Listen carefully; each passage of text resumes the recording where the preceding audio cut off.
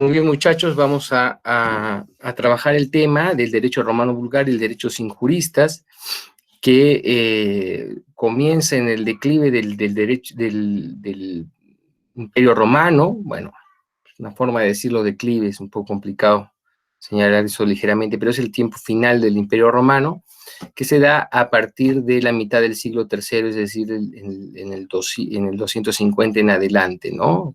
Prácticamente el siglo IV, 300,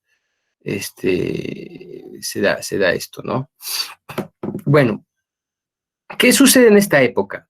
A mediados del siglo III cambia la visión imperial. Antes los emperadores, si bien ya los emperadores, la lógica imperial era concentrar el poder mucho más, diferente a la lógica de la República Romana que daban amplios márgenes de participación, no digo a todo el pueblo, ¿no? Pero por lo menos a las clases más privilegiadas se participaban, tenían, digamos, igual nivel de participación, de control de las cuestiones públicas, e incluso las clases menos privilegiadas funcionaban un poco como clientela, es decir, apoyo político en las capas más bajas.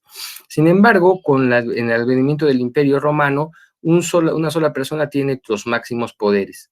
Y este es César Augusto en el 27 que comienza el imperio, el 27 a.C., y eso se va desarrollando y progresivamente los emperadores tienen una política más centralista, y esto ya llega a su culmen a mitad con la dinastía de los Severos, a mitad del siglo III, ¿no? Si bien ya los antoninos ya tenían una política que favorecía la administración imperial, muchos funcionarios, o sea, gente que solo dependía del emperador, ya Septimio Severo, su dinastía y las dinastías posteriores, querían concentrar mucho el poder y querían tener un modelo que se llama oriental, ¿no? En el cual el gobernante tiene un poder muy grande y restricto, ¿no? Muy bien, y esto, lo que sucede en el siglo III, se da también porque hay una crisis militar y política, incluso de conciencia romana. A la gente ya no le interesa un poco las cosas públicas romanas, y hay crisis política, hay crisis económica, bueno, económica no tanto, pero hay crisis política y hay crisis militar, hay invasiones de los pueblos llamados bárbaros o germánicos, que incluso en un periodo llegan a destruir Roma, destruyen el Imperio Romano por un tiempo, después se recompone, antes del fin definitivo del Imperio Romano, y eso impulsa a los emperadores a desarrollar una política de mayor control, de mayor concentración de poder. A la vez, ya se está proyectando en el ámbito jurídico una tendencia de menor desarrollo de la jurisprudencia, es decir, las mentes jurídicas del tiempo, los estudiantes de derecho, la gente que está involucrada con el derecho, ya no tiene una producción jurídica tan buena y se dedica sobre todo a copiar o a citar a los grandes juristas que ya han dado grandes opiniones. De hecho, ya ha llegado a tal culmen en la época clásica de grandes opiniones tan buenas, tan bien desarrolladas, que más o menos para el siglo III, ya la gente se dedica un poco a citar nada más y no a elaborar nuevas respuestas a las viejas preguntas o preguntas similares. Entonces ya hay un declive de la jurisprudencia, que se suma a este ánimo de centralizar del gobierno por estos problemas militares sobre todo, y esto genera el llamado derecho vulgar. El derecho vulgar se basa en que ya no hay tanto desarrollo justamente de la jurisprudencia, ¿no es cierto?, ¿no? Ya no hay, como en este derecho también posclásico vulgar, ya no hay digamos, un ánimo de solucionar casos concretos y mejorar el repertorio jurídico, es decir, dar más respuestas, reflexionar, ser creativos. No, simplemente hay un ánimo de copiar lo que ya habían hecho los mayores, ¿no? Es un espíritu de copia más que todo. Y esto favorece al imperio a la administración imperial, porque, como ustedes saben, el centralismo, la concentración del poder, necesita un espíritu de estandarización. O sea, para controlar más tienes que tener no tanto nivel de decisión, o sea, no puedes darle tanto nivel discrecional a sus subalternos, sino controlar implica sobre todo dar unas máximas restringidas y que todo el mundo cumple esas máximas, ¿no es cierto? ¿No? Entonces, por eso la estandarización y la uniformización es algo típico de un gobierno que quiere, que ya pretende concentrar más poder, ¿no? Y involucrarse en todos los ámbitos de la vida pública que se desarrolla autónomamente y en cambio un gobierno que quiere intervenir en todo es un gobierno que busca soluciones, ideas generales para, bueno, entrar en todo ámbito de la vida social, ¿ya? Entonces, ¿qué suele ocurrir en este derecho posclásico, derecho vulgar?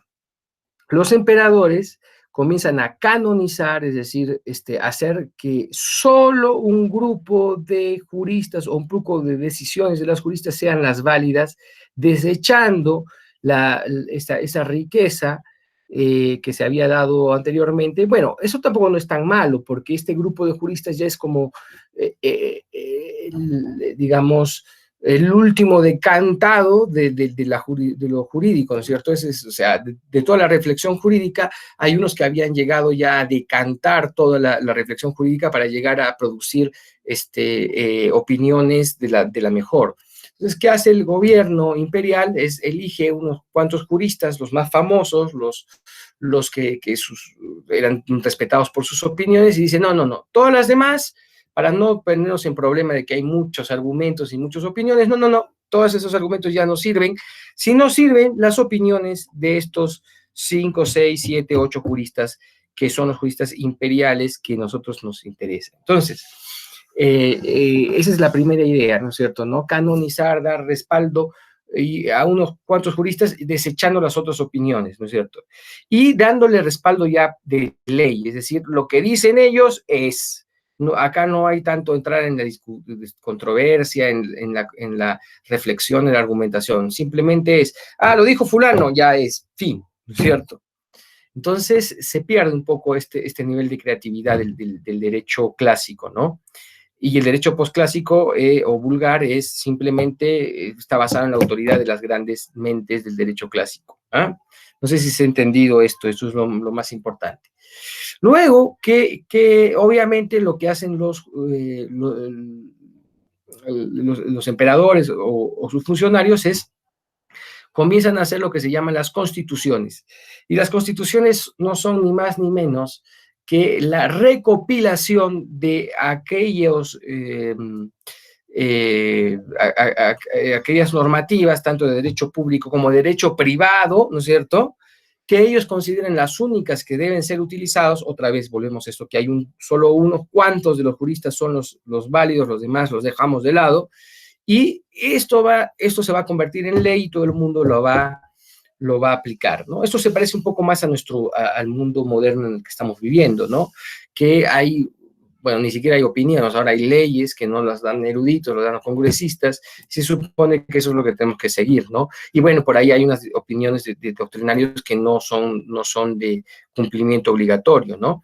En cambio, en el derecho vulgar o posclásico, el emperador da, digamos, valor de ley, de valor de norma a las opiniones de unos cuantos, y ya nadie más se puede salir de ese marco, ¿se entiende? Y compila esas opiniones en las llamadas constituciones, ¿no? La Constitución antoniana es una de las primeras, que también coincide con otra cosa que estaban haciendo en el siglo III, que es que ya no, y ya el derecho romano ya era una cosa que se pensaba para los romanos, se pensaba una cosa excepcional de costumbres de un pueblo, sino ya se tendía la universalidad.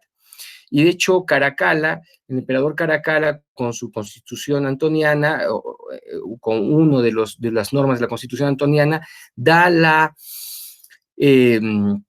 ciudadanía a todos los miembros del imperio, o sea, a todos nacidos en Roma, de madre romana o no, lo que fueran, nacidos en una provincia, ya todos son romanos y les aplica el derecho romano por igual. O sea, ya estas distinciones, estos matices se pierden y ya lo que se logra es la uniformidad, ¿no es cierto, no? La uniformidad. Muy bien. Sorprendentemente, esto genera que hay un realce de las costumbres locales, donde habían costumbres locales. Por ejemplo, en Egipto, que tiene mucho tiempo, en Grecia, que tiene una cultura muy rica, no en lugares donde hay colonias y que prácticamente han nacido con la propia Roma, como España, ¿no es cierto?, sino en lugares muy antiguos, como eso no, como el derecho no puede, digamos, prever todas las circunstancias de la vida social, en esos lugares las costumbres locales tienen un auge inusitado, es una cosa contradictoria, pero bueno, en fin. Lo fundamental que quiero que vean es este afán de uniformización, de recopilación en estas constituciones, es decir, una constitución era un grupo de normas que el emperador daba como la recopilación final. Es decir, vamos a depurar las normas que son tantas para poner pues a disposición de todos, o sobre todo de los entes jurisdiccionales o de justicia, o jurídicos en general, lo que debe ser el marco jurídico. Y es lo que dice la Constitución, el ámbito de la Constitución. Muy bien. Como ya hemos dicho, increíblemente esto genera un auge de la costumbre local y al final se desarrolla, ¿no? Otra característica del derecho romano posclásico, además de la baja intelectual, como ya les estaba diciendo, es el auge de Gallo. Como ustedes ya saben, que les he explicado, de estos grandes juristas, había uno que era grande, no tanto porque tenía un gran desarrollo intelectual, había hecho pues maravillas y tenía unos matices finísimos en el razonamiento jurídico, no, sino por todo lo contrario. Gallo era un profesor de derecho y por lo tanto sistematizó muy bien el derecho en su libro Institutas de Gallo, Instituciones de Gallo, ya lo hemos hablado en el video anterior, y en este caso Gallo era el más simple de los juristas, de hecho es con el que comenzaban todos los que se iniciaban en el mundo jurídico. Y tan bajo fue el nivel intelectual que la gente se quedó con Gallo. O sea, ya nadie leía Ulpiano, Papiniano, que tenían pues tratados de tratados, varios libros, ¿no? 50 libros. Ulpiano, para leerlo, pues es impresionante. En el mundo medieval, el que sabía Ulpiano era doctor en Derecho, se consideraba ya el máximo, ¿no? En cambio, el tipo básico era el que trabajaba Gallo.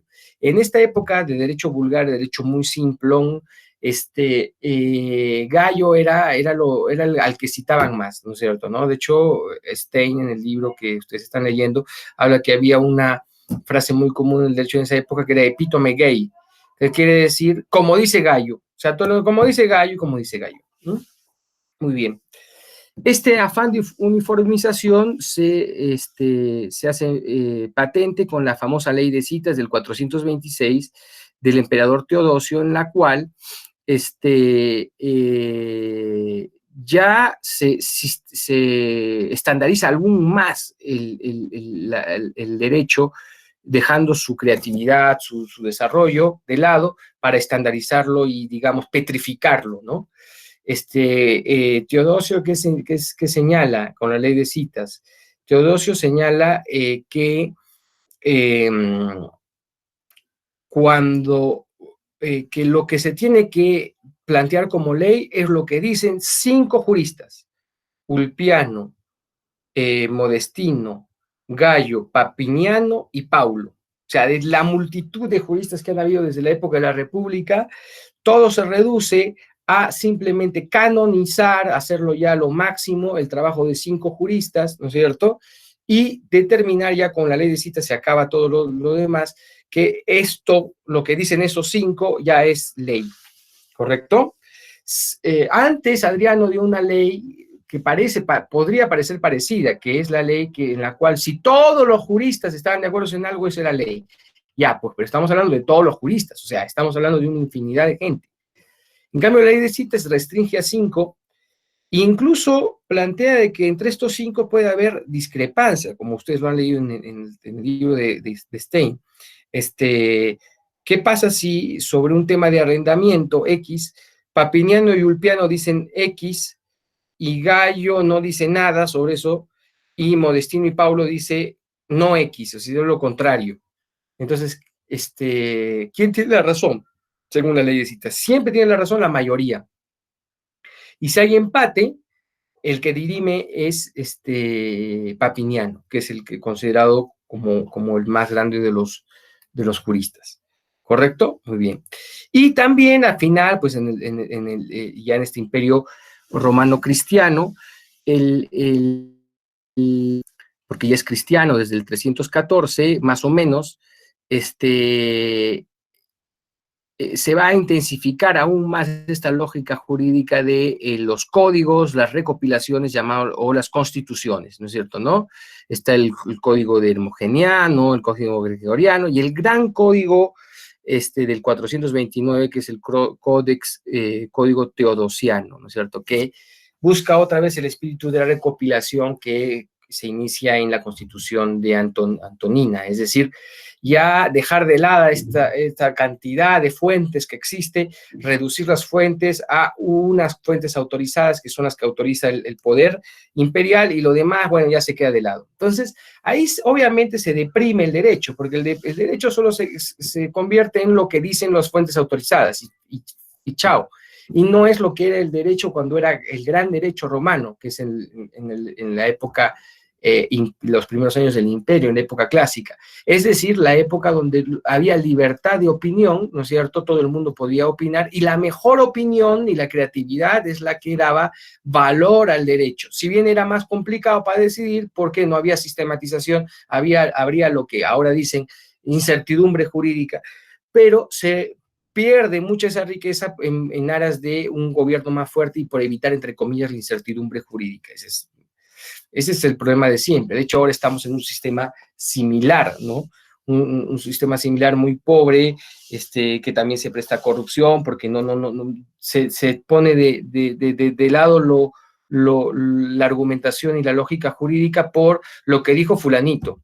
Y cuando a veces falta la interpretación, porque lo que dijo fulanito es insuficiente, como no hay ánimo ni deseo de interpretación, ni hay esa costumbre de interpretar y de crear derecho, o por lo menos en vía de interpretación, lo único que se hace es opinar arbitrariamente. O sea, bueno, ya como las dos son parecidas, bueno, fulanito es mi amigo, fulano me da plata, ya pues le haré caso a fulano, ¿no es cierto? ¿No? En cambio, el otro no, el otro realmente la gente estaba, en la época clásica, había interiorizado bien la importancia de la argumentación jurídica para llegar a una respuesta que satisfaciera a toda a la población por lo racional y los argumentos tan fuertes y sólidos que tenga, ¿no es cierto? En cambio, en el derecho posclásico o vulgar, todo se reduce a lo que dice la voz autorizada o lo que dice el poder legítimo. Otra vez, esta disyuntiva típica entre el derecho al servicio del poder y el derecho como creación de la sociedad, ¿no? Para la autorregulación y para unos fines superiores, ¿no? Muy bien. Hay otra cosa más que no le he puesto en la diapositiva, estaba en la otra, que las grandes mentes en el final del Imperio Romano ya no se abocaban al derecho, que antes las grandes mentes, la gente con mucho dinero, que tenía mucho tiempo libre, por ejemplo, como gracias a Dios nosotros, ustedes, que tienen el dinero suficiente como para estudiar, ¿no? Normalmente la gente no tiene esa capacidad, ese privilegio. La gente de la élite romana se dedicaba al mundo, a lo jurídico, a la jurisprudencia, a la creación, al debate jurídico. En el Imperio Romano, o los últimos años del Imperio Romano, esta gente eran élites cristianas y se dedicaba a la teología, a la apologética. Ahí vemos las grandes mentes como Agustín, etcétera, que comenzó como retor, no como jurista, pero sí como abogado, digamos.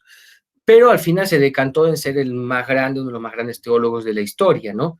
Entonces las grandes mentes se fueron a esto y abandonaron incluso más al derecho, ¿no? Que se convirtió en un copy-paste, digamos, por decirlo de alguna manera, ¿no? Lo dice el poder, ya, bueno, es correcto, ¿no es cierto? ¿No? Y el funcionario simplemente es un repetidor de cosas y no está imbuido en esa lógica de creación de derecho que había existido en la época clásica. Espero que ya se haya entendido ello. Ese es el espíritu de esta idea del derecho vulgar o derecho posclásico. Y después, para más vergüenza, como ya sabemos, el concentrar el poder es lo peor que puede existir. Aparentemente da mucho poder para resolver los problemas. Eso puede ser por 1 año, 2 años, por un problema de incertidumbre. Pero si tú concentras poder generalmente, lo que vas a hacer es debilitar el Estado. Y eso es lo que se generó en Roma, y ya los germánicos, los bárbaros, como se les llama, finalmente invadieron Roma, le invadieron en el siglo V, más o menos, quinto y sexto hay invasiones, y en el sexto ya hay invasiones totalmente victoriosas, que destruyen por lo menos la parte occidental del imperio, ¿no? La parte desde Italia, Francia y España, ¿no? A Inglaterra y el norte de África. Se mantiene la parte oriental, que es la parte de la actual Croacia, Serbia, Rumanía, Grecia y Turquía, ¿no? Y Egipto, en algún caso, eso se mantiene como el llamado Imperio Bizantino, que ya vamos a ver que es muy interesante, ¿no? Pero se destruye, ¿no? Entonces, evidentemente, en este tiempo de emergencia, de destrucción, una edad oscura realmente, porque incluso mueren los letrados, muere mucha gente letrada, se destruyen los libros, etcétera, edad oscura, porque hay destrucción y ya las cuestiones intelectuales son dejadas de lado.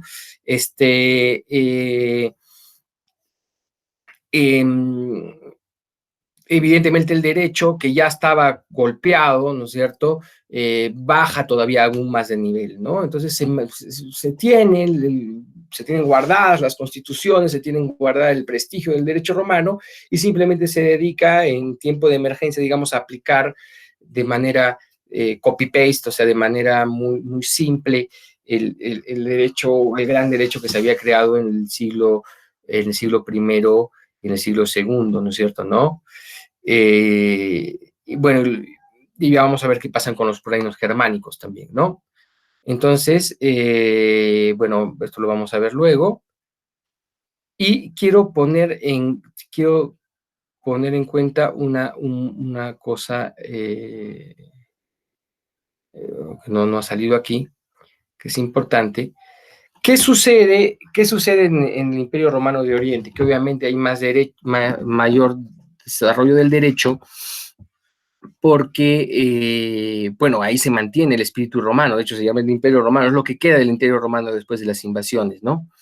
Allí un gran emperador que logra, incluso tiempo después, en el año 500 más o menos, reconquistar esta zona de Italia y del norte de África, o sea, de vándalos de los ostrogodos, este emperador llamado Justiniano continúa esta lógica del derecho posclásico o derecho vulgar, que es la recopilación. Y él llega al máximo su deseo de recopilar, uniformizar fuentes y definirlas, ¿no es cierto? Y petrificarlas, ¿no? Canonizarlas.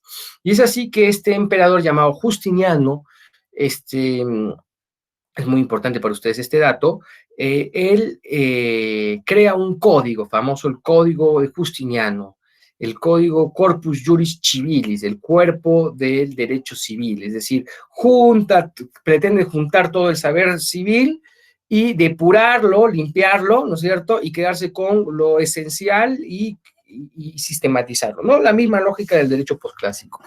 Y el último de estos cuerpos digamos, de compilación del derecho, que ya no buscaban su desarrollo, sino digamos, estandarización, como ya hemos dicho, y que se inicia como ya hemos visto, con con el código de la Constitución antoniana, con el código del hermogeniano, gregoriano y el código sobre todo de Teodosio.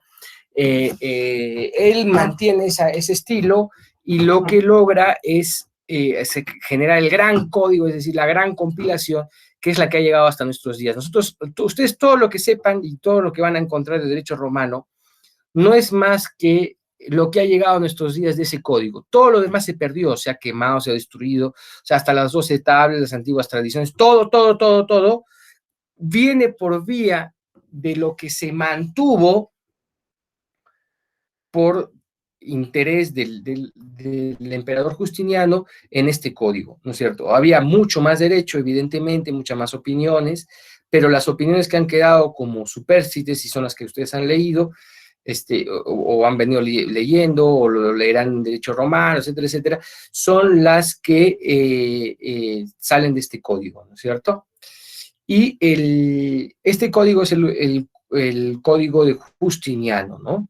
Y el código Justiniano, es importante que ustedes lo tengan en cuenta, tiene los siguientes libros. El primer libro es el código propiamente dicho, ¿no es cierto? El códex. Y en el códex están compiladas todas las más importantes disposiciones públicas, es decir, las leyes, edictos, senatus consultus, de que ha emanado el poder imperial o el poder romano en general, y con las que se organiza Roma. Entonces son una fuente totalmente legal, es decir, lo que dicen los emperadores con sus edictos, mandatos, decretos, etcétera, etcétera, ¿ya? Muy bien, entonces eso está reunido en el códex, el código, que sale de la fuente regia, digamos, ¿no? Del emperador o de los cónsules o del senado en su tiempo, lo que queda. Eso porque había mucho más y ellos eligieron alguna parte. Después después del códex, el código, está el digesto. Y el digesto es la gran compilación, que es impresionante, es como 3 veces, solo el digesto es 3 veces más la Biblia, ¿ya? De las opiniones de los grandes juristas que ya habían sido canonizados, es decir, ya habían sido planteados como las únicas importantes en tiempo anterior, es decir, las opiniones de, repito otra vez, Papiniano, Ulpiano, Modestino, Gallo, Paulo, esto, ¿no? Estos 5 grandes juristas. Entonces, esas opiniones compiladas y condensadas, anotadas y ordenadas, constituyen el digesto, que es una fuente muy grande. Ustedes me dirán, pero ¿cuántas opiniones habrían si las opiniones ya súper retaseadas y compiladas y tal eran dos veces la Biblia o 3 veces la Biblia? Sí, pues, o sea, la tarea del jurista era amplia, ¿no? No era una cuestión tan simple. Incluso ya retaseado era mucho más grande que lo que nosotros hacemos, ¿no? Que nuestros códigos son pues una miseria en comparación a solo el digesto, ¿no? Bueno, en fin. Pero tampoco no podemos decir que el saber jurídico se remite a saberse el código, ¿no? Gracias a Dios. Hay muchos ahora juristas también, gente que opina, y que hay cientos de libros, nuestra biblioteca está llena de esos libros, donde hay opiniones, ¿no? Pero no hay, como en ese tiempo, opiniones que son opiniones oficiales, es decir, lo que dice fulanito es, en ese tiempo sí, y eran esos 5 juristas. Entonces ya hemos hablado del código, del digesto. Después están las institutas o instituciones ya de Constantino, pero se basan en las instituciones de Gallo, es decir, digamos, esta sistematización, las leyes más básicas, lo que aprendían los estudiantes de derecho sobre lo básico del derecho, es decir, cosas, personas e instituciones, ¿no es cierto? ¿No? O personas, cosas y acciones, ¿no? Esto que ya delineó Gallo mucho tiempo antes, lo habría desarrollado los juristas que estaban, Trimboriano, etcétera, que eran los juristas de Constantino, ¿no es cierto? Su cuerpo jurídico, sus asesores jurídicos, ellos perfeccionaron un poco las institutas de Gallo y generaron las instituciones de Justiniano. Bueno, que en el fondo son las mismas de Gallo. Entonces ya tenemos El código, que son leyes, el digesto, que son jurisprudencia, las institutas, que son, digamos, ABC del derecho creado por Gallo, y después están las novelas, que son nuevas leyes, novelas por nuevas leyes que dio Justiniano y que él quería pasar a la historia también como un legislador. Entonces, ¿por qué estoy hablando del Código de Justiniano? Porque es la fuente más importante del derecho, porque es la que ha llegado hasta ahora, ¿no? Ahí está concentrado, o sea, todo lo que tenemos de derecho es lo que se guardó en ese código.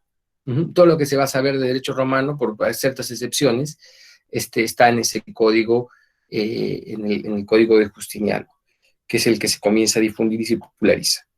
Pero ya hemos dicho que ya es retasear el derecho y, digamos, sistematizarlo y reducirlo, ¿no? Para hacerlo más estándar. Muy bien. ¿Y qué pasa? Esto lo vamos a ver en la próxima clase con mayor detalle, viendo el tema del derecho en Castilla, ya el derecho en Castilla. ¿Qué pasa en el mundo invadido por los bárbaros, ¿no? Los famosos visigodos, que son los que van a desarrollar el mundo hispánico, ¿no?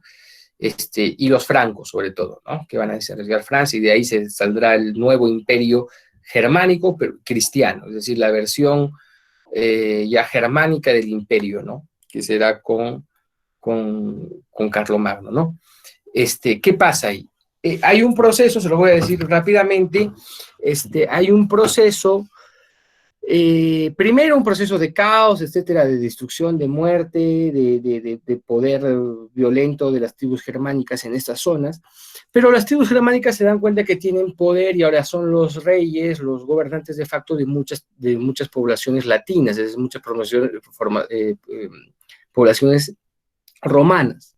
Entonces, hay un proceso en ellos. Primero, ellos reconocen el gran desarrollo del derecho romano y, por lo tanto, a los juristas que no habían muerto en las guerras o no los habían matado los propios germánicos, los toman en su propia corte, los asimilan, ¿no es cierto, no? Y ellos van a ser sus asesores jurídicos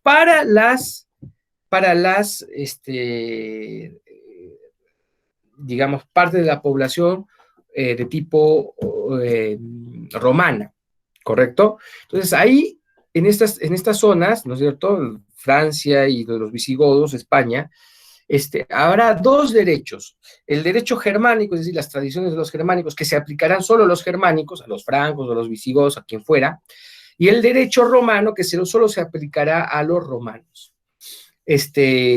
Obviamente, ¿quién aplicaba? El rey germánico, que era el rey, y que como él no sabía de esas tradiciones, tenía de apoyo a este asesor que era así el romano y que sabía de derecho. Entonces se habla de un derecho personal, eso vamos a hablar en la próxima clase con mayor detalle, pero ya vamos avanzando, ¿no?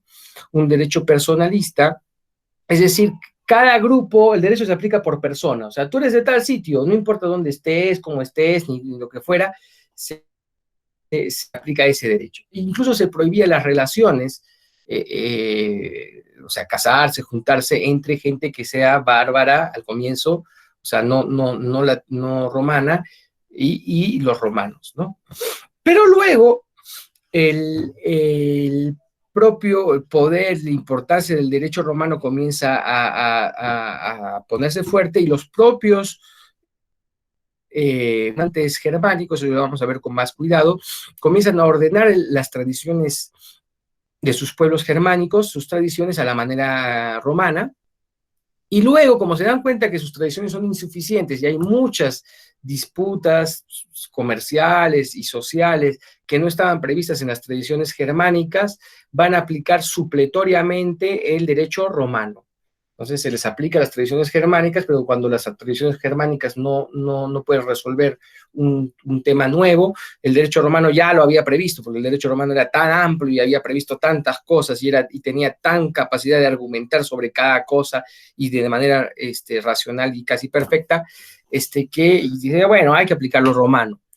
Y pasando el tiempo, ya, por ejemplo, en el caso de de los godos de España, ¿no es cierto? En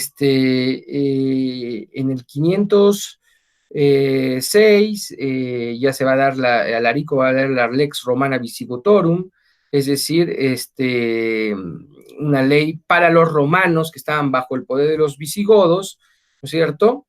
Y luego ya que han desvinto, vamos a hablar luego de eso, se da cuenta que ya el derecho romano es lo importante, y si bien ciertas tradiciones germánicas se mantienen y penetran en el derecho romano será otra vez la fuente fundamental. Es decir, los godos, los francos y todos los germánicos se romanizan. Se romanizan tanto por el derecho, tanto también por la iglesia, porque se cristianizan y asimilan las instituciones y la grandeza de la civilización romana cristiana. ¿Correcto? Muy bien. En este tiempo, ya desde antes, pero ese tiempo se hace más fuerte, aparece el derecho canónico. ¿Y qué es el derecho canónico? La Iglesia, como ustedes saben, desde el 315, 314, 315 tiene validez jurídica en el derecho, en el mundo romano, y más o menos en el 380 ya es un cuerpo oficial del Estado romano, porque Teodosio lo reconoce como la religión oficial.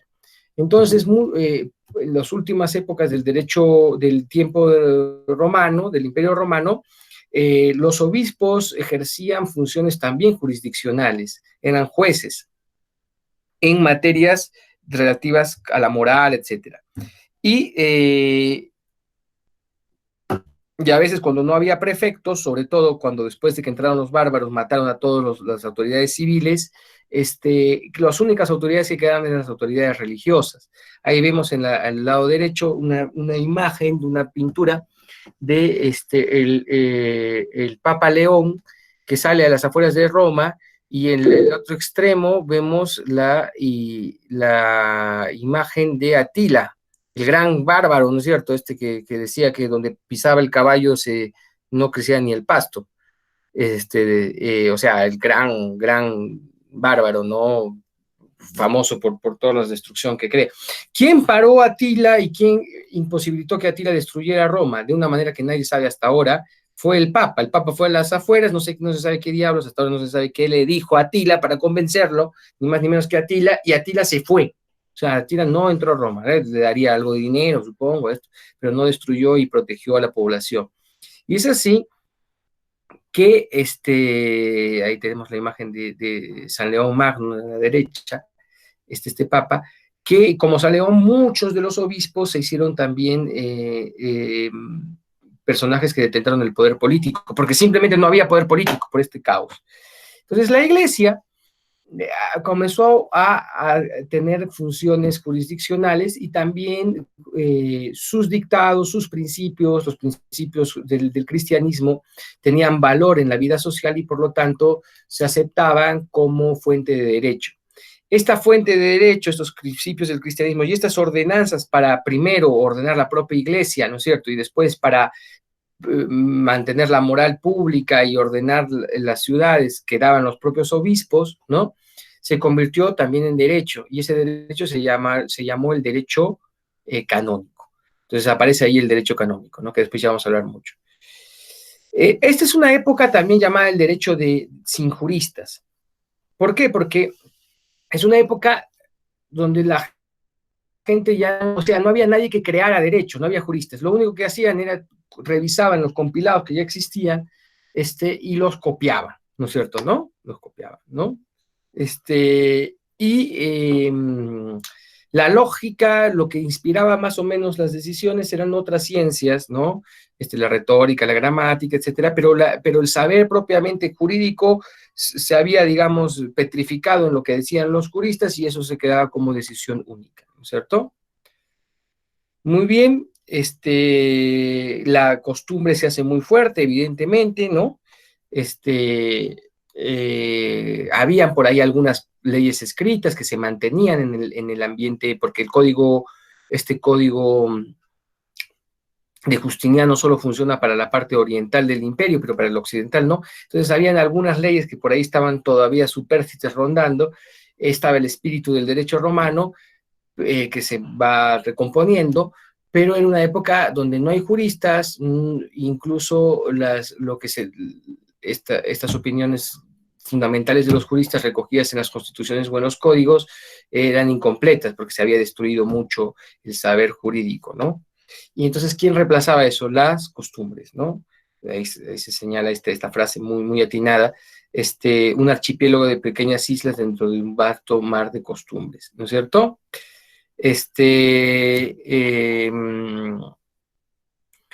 Se pierde mucho la actividad jurisdiccional propiamente dicho, ¿no es cierto? Etcétera. Y hay otra cosa importante, ¿no? Hay otra cosa importante, antes de volver eso, vamos a hablar sobre el procedimiento del fin del imperio también. Es un procedimiento jurídico, cambia la forma del procedimiento penal y civil en el fin del imperio, eh, que ya no era el proceso formulario que ustedes ya han conocido por las fórmulas y esas dos etapas en juri y en judicio, cambia esto.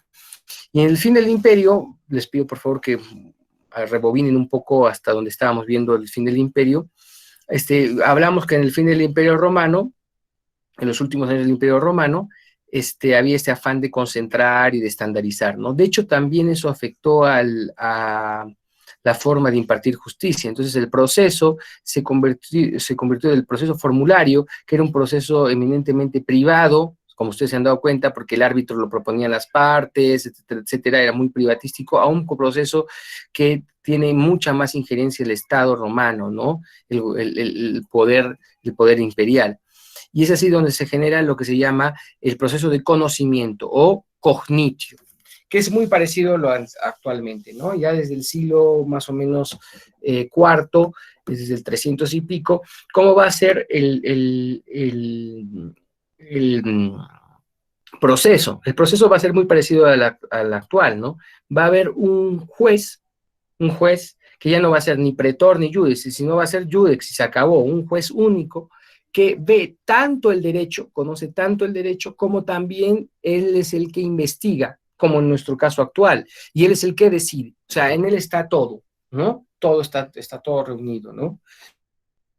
Que es esto saber jurídico y que él va a hacerlo todo. Y como él no tiene tiempo, nadie tiene tiempo para estar investigando, tanto yendo in situ, etcétera, eso tenían tiempo este árbitro que era amigo de las partes, ¿no es cierto? ¿No? Y le interesaba especialmente ese caso, porque eran sus amigos.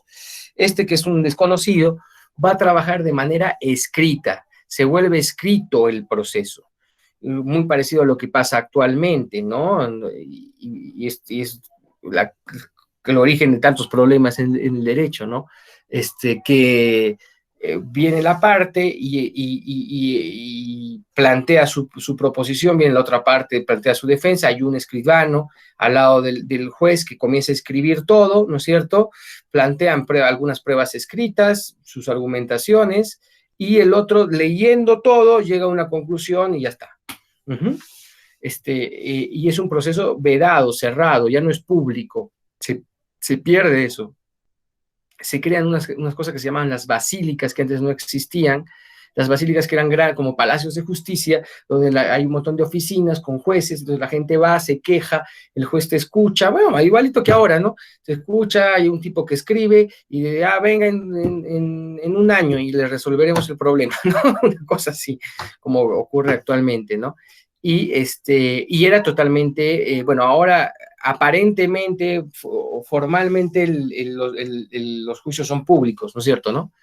Pero en realidad, a ver, ¿quién se sopla un juicio? ¿Quién va a escuchar los juicios? Nadie, solo los familiares, los interesados. Ni siquiera los juicios penales va la gente a escucharlo. Con las justas a veces los televisan cuando son sonados.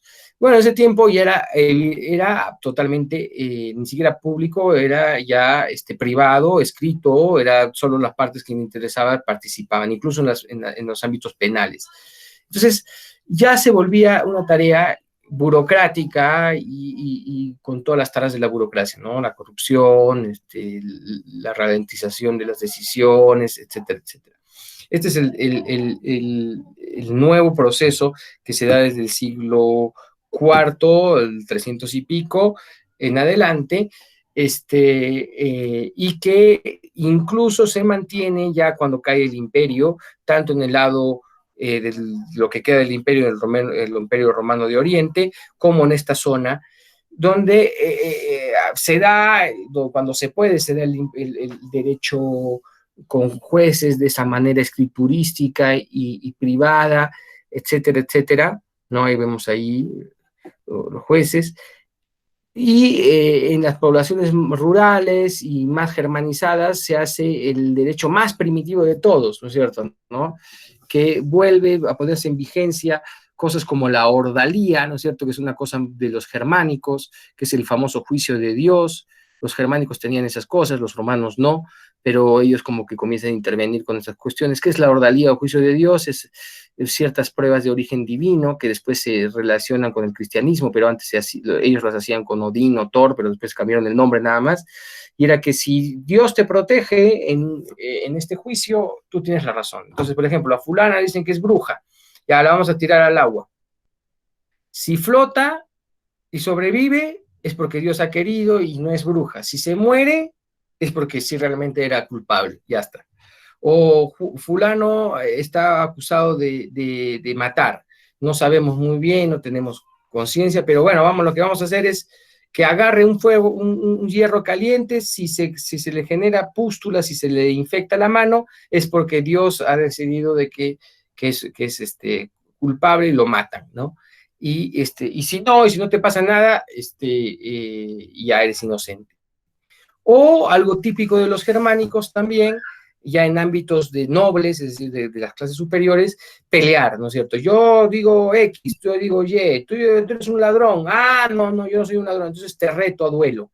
Entonces había una justa, un reto, y el que moría supuestamente era el que no tenía la razón, porque por eso moría.